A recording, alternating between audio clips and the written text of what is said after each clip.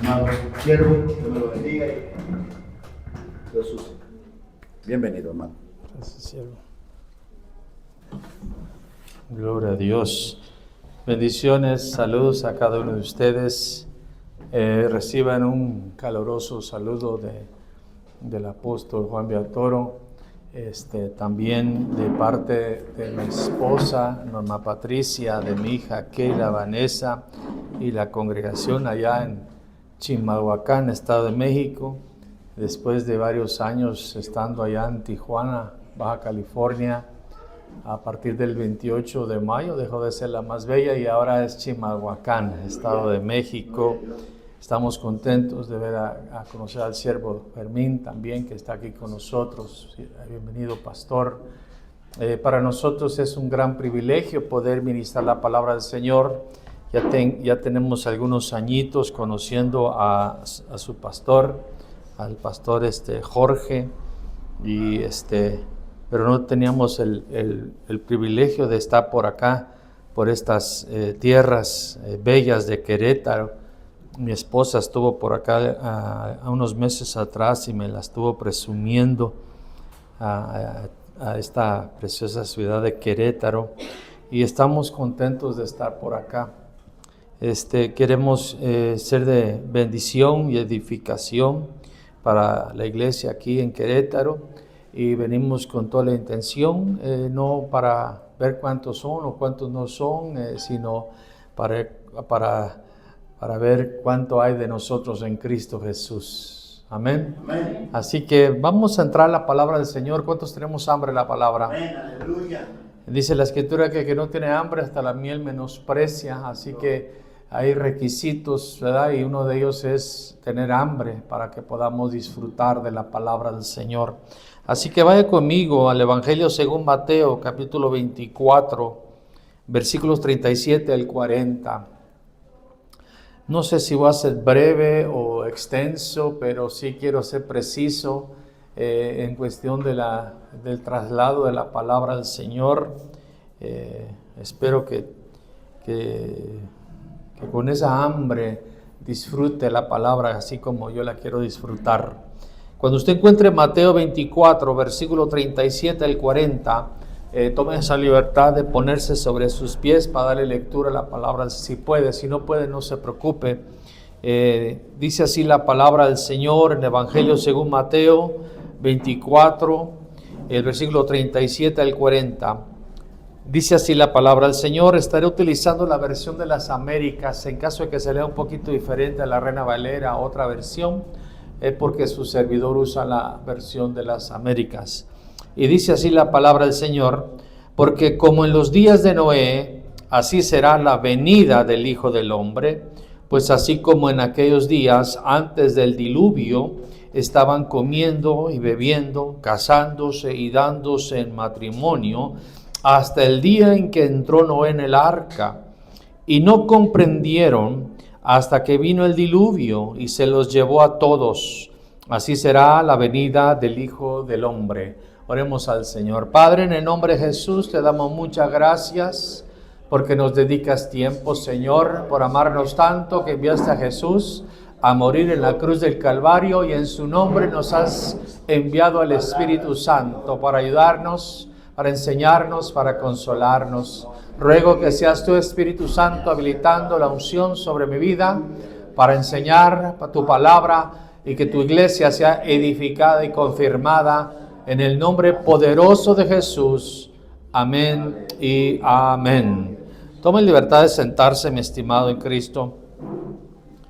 Jesús nos revela que lo similar al día de su venida son los días de Noé, donde no hay una comprensión del tiempo hasta que sea demasiado tarde, donde aquello que se anunció se verá.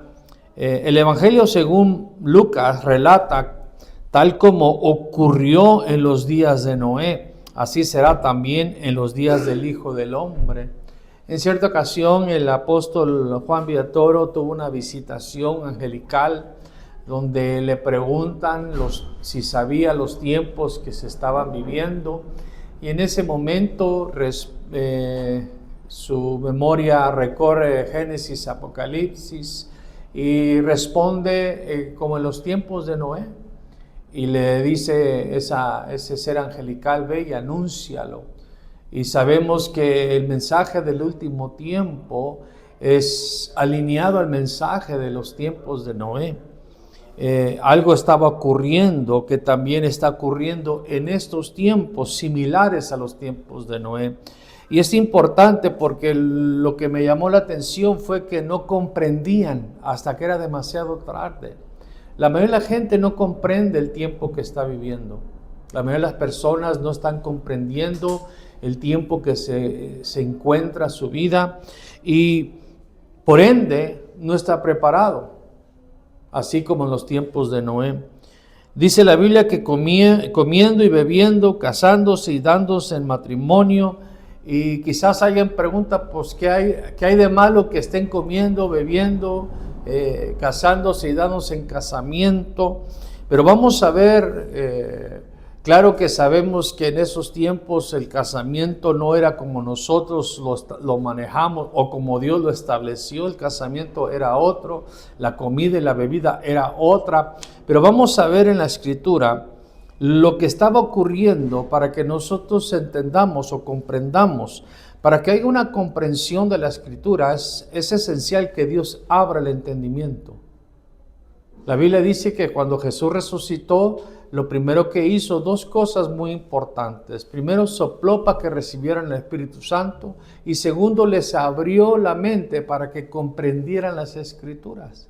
Es decir, que ellos estaban caminando con Jesús, comían con Jesús, miraban los milagros, miraban las sanidades, escuchaban las profecías que Jesús les anunciaba sobre su partida, sobre su sufrimiento, pero no comprendían hasta que Jesús les abre la mente para que haya comprensión sobre la Escritura. Entonces nosotros tenemos que tener una comprensión sobre la Escritura. ¿Cuánto decimos amén? Amén, aleluya. Vaya pues conmigo a 2 de Pedro 2:15. Esto es lo que está ocurriendo, que es similar, y vamos a ver lo que en la Escritura. 2 de Pedro 2:15 dice, en 2 de Pedro 2:15 dice, si no perdonó al mundo antiguo, sino que guardó a Noé, un predicador de justicia, con otros 7, cuando trajo el diluvio sobre el mundo de los impíos. Diga conmigo, había un predicador de justicia. Y en estos tiempos, hermano, no son pocos los que predican buscar el reino de Dios y su justicia. Son pocos los que hablan de la justicia de Dios.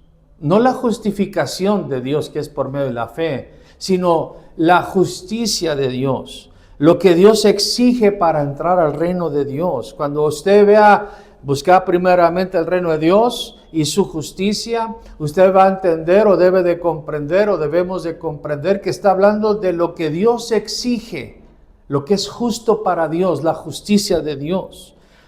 Un mensaje de arrepentimiento. Diga conmigo, arrepentimiento.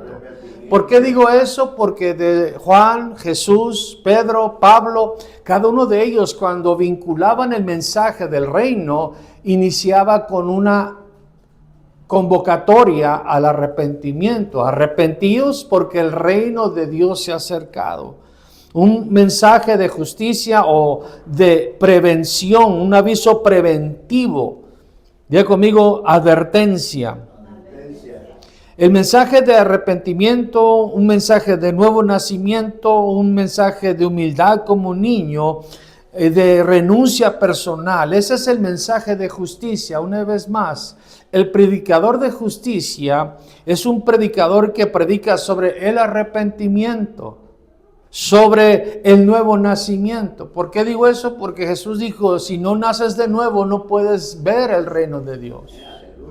Un mensaje de humildad como niño. El más grande del reino es el que se humilla como niño. Sino cuando aquellos discípulos se escandalizaron cuando le llevaron los niños, Jesús dijo claramente, de los tales es el reino.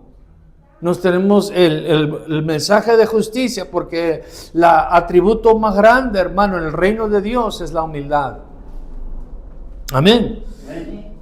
De renuncia personal, incluyendo las posesiones materiales. Por eso cuando Jesús, hablando con aquel joven rico, después de que ese joven rico se fue triste porque Jesús le dijo, vende todo, dáselo a los pobres y ven y sígueme, dice la Escritura que se fue triste. Y Jesús dice unas palabras que hasta los apóstoles quedaron sorprendidos. Qué difícil es que un rico entre al reino de los cielos.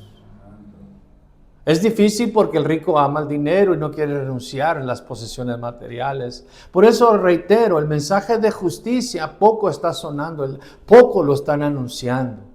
Pocos están anunciando el mensaje de arrepentimiento. Pocos están anunciando la necesidad de nacer de nuevo, porque las congregaciones están llenas de creyentes, pero no convertidos. Santo, aleluya. Creen en Jesús, pero hasta los demonios creen y tiemblan.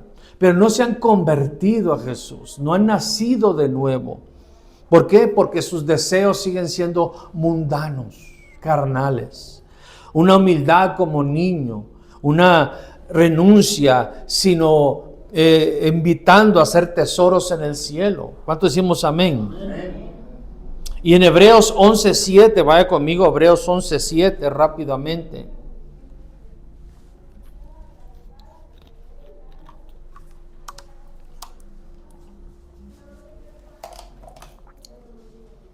Hebreos capítulo 11, versículo 7 dice, por la fe Noé, siendo advertido por Dios acerca de cosas que aún no se veían, con temor preparó una arca para la salvación de su casa, por la cual condenó al mundo y llegó a ser heredero de la justicia que es según la fe. Como mencionaba, el mensaje del último tiempo, hermanos, es un mensaje de advertencia. La palabra advertencia, hermanos, significa, según el diccionario, aviso preventivo para evitar un peligro o un error. En este caso, un peligro de perderte. Un peligro, hermano, de caer en un error doctrinal. El mensaje del último tiempo es un mensaje de advertencia. ¿Por qué? Porque ese es el mensaje de los tiempos de Noé.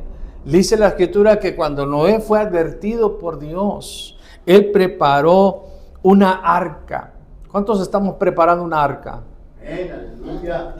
Cuando usted lee Génesis, y se acuerda de las medidas que él estableció, los que están apuntando, es Génesis 6:15, dice, y de esta manera la harás, de 300 codos la longitud de arca, de 50 codos de anchura y de 30 codos su altura. Esas son las medidas del arca. ¿Cómo sé que yo estoy preparándome o estoy preparado para cuando Cristo venga? Primeramente, estoy consciente de que me están advirtiendo, Cristo viene pronto. Amén. Y la preparación 350, 30, que son las medidas, el número de 300 es el número de caminar con Dios. Diga conmigo, caminar con Dios. Caminar con Dios. Dice la Biblia que no caminó 300 años con Dios y después se lo llevó porque dio testimonio que le agradó. Tenemos que caminar con el Señor. Eso habla de intimidad, eso habla de búsqueda, eso habla de vivir como Él quiere que vivamos. De amar lo que Él ama y aborrecer lo que Él aborrece. No puedo decir que camino con el Señor y yo amo lo que Él aborrece y yo aborrezco lo que Él ama. Tenemos que ir de acuerdo, porque si dos no están de acuerdo, no pueden caminar juntos. ¿Cómo sé que estoy preparado para que cuando Cristo venga? Porque yo estoy de acuerdo con Él, camino con Él, estoy viviendo conforme a sus pisadas, dice la Escritura. El número 50 es el número de libertad. Diga conmigo, libertad. No libertinaje, porque muchos han confundido la gracia de Dios con libertinaje. La verdadera libertad tiene parámetros, tiene medidas. Si tu preparación de tu arca no es caminar con Dios, entonces no estás dando las medidas, no estamos dando las medidas. Si nuestro caminar con Dios no es la verdadera libertad, es decir, en vez de 50 es 51, es decir, libertinaje, o el otro extremo, 49, es decir, religiosidad. Uno le agrega, otro le resta. Y hermano, ambos son peligrosos. No podemos vivir bajo rudimentos y mandamientos de hombre. No podemos confiar en que, bueno, yo pienso que es malo porque me parece mal. No, lo malo y lo bueno lo establece Dios, no nosotros. Aleluya. Y no podemos ir al libertinaje. Bueno, ya estoy bajo la gracia y no bajo la ley. Yo siempre he usado este ejemplo, hermano. Mucha gente está usando ese término como ya no tengo que hacer lo que Dios dice porque ahora estoy bajo la gracia. No, estimado, si usted va a toda la velocidad, aventándose semáforos, casi atropellando a gente y lo para la policía, usted no le puede decir, es que no me puedes parar porque yo estoy bajo la gracia, no bajo la ley. Y así mucha gente quiere vivir su cristianismo. No, yo puedo hacer lo que me parece bien, que al fin estoy bajo la gracia. No, eso es libertinaje. Esa no es la verdadera gracia. Y luego dice aquí, dice que es 350 y 30. Digo conmigo 30. Eso me habla de madurez. Hermanos en Cristo, el Señor viene por una iglesia sin mancha y sin arruga, pero madura. No viene por una niña, viene por una esposa. Viene por alguien que ha alcanzado la madurez. Jesús comenzó su ministerio a la edad de 30 años. Ministerio es igual a servicio. Viene por cómo estoy preparando mi arca porque estoy caminando de acuerdo con el Señor, sus principios, sus estatutos, sus ordenanzas, sus mandamientos. ¿Cómo sé que estoy preparando esa arca? Porque camino en la verdadera libertad, la libertad para amar a Dios, para servir a Dios, en una madurez espiritual. Tengo que dejar el apóstol Pablo lo puso de esta manera. Cuando era niño, hablaba como niño, pensaba como niño y me comportaba como niño, pero cuando llegué a ser adulto, dejé las cosas de niños. ¿Cómo me estoy preparando? Tengo que dejar las niñerías. Amén. Al niño se le tiene que decir, lávate los dientes, peínate. Al niño se le tiene que decir, congrégate, no te dejes de congregar, honra a Dios. No puedes poner un niño a cargo de nada. Tiene que ser cierta madurez. Por eso la palabra ministerio no es un título que adorna, es que tengo mi ministerio, es servicio. Amén. Servicio. Nosotros las 5 funciones ministeriales, apóstol, profeta, evangelista, pastor y maestro, estamos para capacitar a los santos. ¿Cuántos son santos aquí? Amén. No los inmundos, los santos. Pero para la obra del ministerio, la obra del servicio, el pastor no tiene que hacerlo todo, no debe de hacerlo todo, pero termina haciéndolo todo porque hay madurez. ¿Sí? Cuando el niño está pequeño, la mamá hace todo. La mamá lo cambia, la mamá le da de comer, la mamá lo cuida, la mamá hace todo. Se desvela por él, lo atiende. Pero llega el momento donde el niño se comienza a vestir solo. Amén. Donde se comienza a alimentar solo. Espero que usted lea su Biblia en su casa, no nomás el día de servicio. Aleluya. Espero que usted ore en su casa, no nomás en la hora del servicio. Comienza a hacerlas todas, por eso nos han llamado a ser discípulos, gente disciplinada para que decida seguir, vivir como Jesús. ¿Cuántos ya alcanzaron madurez? Amén. Aleluya. Si no, es porque no está preparado para la venida de Cristo. Esa es la arca que tenemos que estar preparada. Es la preparación. Tengo que yo alinearme a Dios. Yo tengo que vivir una libertad verdadera. Y yo tengo que anhelar la madurez y alcanzar la madurez espiritual dejando las cosas de niños.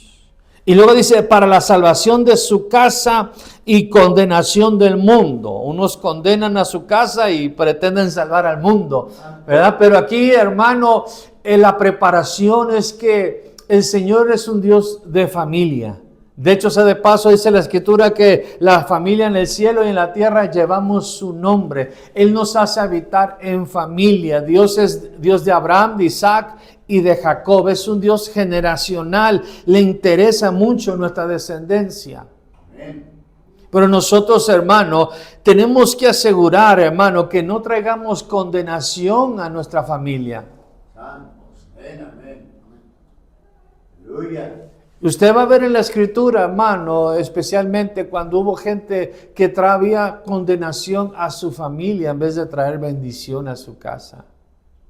Lo podemos, pero ese es tema para otro día, se lo dejamos de tarea. ¿Verdad? Pero nomás le voy a dar un ejemplo a aquellas personas, aquel hombre, hermano, aquellos hombres que buscaron encontrar algo en contra de Daniel y no encontraron nada legal, buscaron algo en su religión y su relación con Dios, y cuando lo encontraron, hermano, lo acusaron. Miren, Daniel está violando el estatuto de orar a otro Dios, a otra deidad, está orando hasta 3 veces al día. Dice la Escritura, lo lanzaron, hermano, a la fosa de los leones, hermano, usted sabe la historia, y no le hizo nada. Llegó el rey, te salvó, te puso a aquí estoy porque soy inocente, y en ese momento fueron por aquellos que lo acusaron y los echaron a ellos y a toda su familia. Aleluya. Toda su familia. ¿Qué responsabilidad tenemos nosotros los varones, verdad? Cabezas de la esposa, de la familia, de no traer condenación, sino salvación.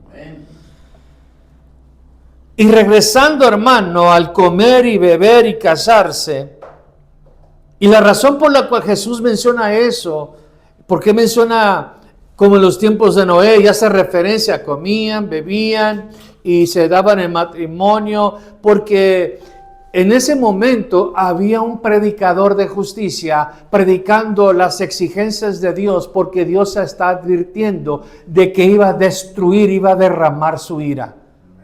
El problema fue, lo malo con eso es que no era tiempo de comer, beber y casarse, sino era tiempo de prepararse para el juicio venidero. Cuando haces caso omiso, hermano, de la advertencia de Dios, como hoy en día, hermano, yo sé que el mensaje no es popular en los oídos de mucha gente, porque estamos en los tiempos finales donde la gente tiene comezón de oído y acumula para sí maestros que le predican, les enseñan conforme a los deseos de su carne o de su alma, pero estamos en tiempo final donde no es el mensaje para consolar el alma, el mensaje es de advertencia. Asegúrate que tu vida está alineada a Dios, asegúrate que tu libertad no sea el libertinaje o religiosidad, y asegúrate que estás creciendo y madurando espiritualmente, porque Cristo viene por una iglesia madura. Y no hagas caso omiso, porque hoy en día, hermano, la gente está afanada en un sinfín número de cosas, menos de estar listo para que cuando Cristo venga. Aleluya. La mayoría del cristianismo, dejemos un lado los de afuera, hermano, porque ellos ni siquiera saben discernir entre su mano derecha o izquierda. Estamos hablando, hermano, de aquellos que escuchaban la predicación y escuchan la sana doctrina, escuchan la amonestación, la advertencia, escuchan sobre las justas exigencias de Dios. Cristo viene pronto, mis hermanos, y ya debemos de estar preparados, porque debemos de comprenderlo. ¿Y qué está haciendo Dios en este tiempo? 1 Pedro 3:20. Ya me lo termino, hermano, sí voy a ser breve, porque quiero orar con usted y por usted. Amén. En 1 Pedro capítulo 3, versículo 20, dice la palabra del Señor. ¿Estamos todos ahí? Quienes en otro tiempo fueron desobedientes, cuando la paciencia de Dios esperaba en los días de Noé, durante la construcción del arca, en la cual unos pocos, es decir, 8 personas, fueron salvadas por medio del agua. Esto es muy importante notar, hermano, porque ahorita, hermano, lo que está haciendo Dios, está siendo paciente con nosotros. Amén. Está siendo paciente, especialmente con los desobedientes.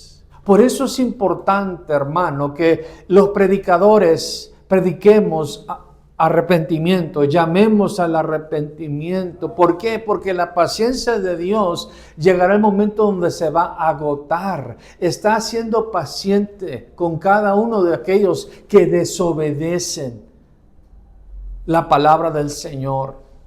Y Dios, hermano, estaba levantando a predicadores en este último tiempo como Noé, hermano, que prediquemos arrepentimiento, que prediquemos esa advertencia. El Señor va a derramar de su ira, el Señor va a derramar de sus juicios, su juicio va a comenzar en su casa primero. Esto no es muy popular, no es muy agradable, pero el Señor no quiere que nadie se pierda, especialmente aquellos que se les ha revelado su Hijo,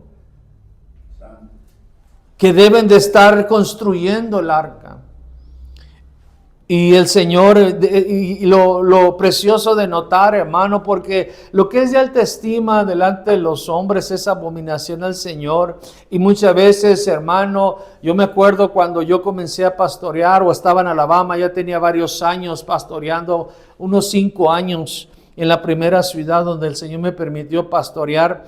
Y me acuerdo que en un tiempo devocional con el Señor, me dice, no menosprecies inicios pequeños. Y yo le decía, no, Señor, yo nunca, me han invitado a predicar donde nomás hay 2, donde hay 5, donde hay 10, y yo nunca he menospreciado un lugar por la cantidad. Yo no digo, esto no es iglesia porque la iglesia es de 100, no, nada de eso. Pero después entendí, hermanos, que lo que Dios me estaba diciendo, no menospreciar el inicio pequeño de otros, sino los míos. Porque a veces uno comienza con su esposa y sus hijos pequeños en la sala.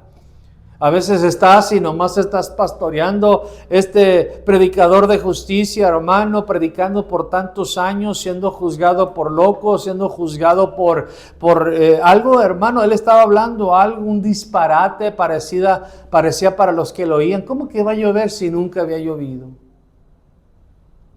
Y los únicos que logró rescatar fueron 8 personas. 7 y él 8. Y hermano, por eso estamos en recta final. No se trata de cantidades de personas, sino que la cantidad realmente sean personas que acataron a la advertencia, que nos alineamos a los parámetros del arca, es decir, que caminamos con el Señor, aunque vayamos en contra de la corriente del sistema caído, aunque nadie más quiera caminar con nosotros, pero caminemos con el Señor. Amén, aleluya. Que vivamos una libertad, pero no una libertad como pretexto para satisfacer los deseos carnales y mundanos, sino una libertad, hermano, porque hay gente que está en las cárceles. Yo estuve en las vacaciones forzadas, no se me nota, pero ahí hay mucha gente más libre que los que están acá afuera. Y libres para alabar a Dios, libres para pegarle un grito de júbilo, libres para servir, libres para amar al Señor con todo su corazón, con toda su alma, con toda su mente y con todas sus fuerzas. Lo terrible es esto, mis estimados, en 2 de Pedro, vaya conmigo, versículos 4 al 6.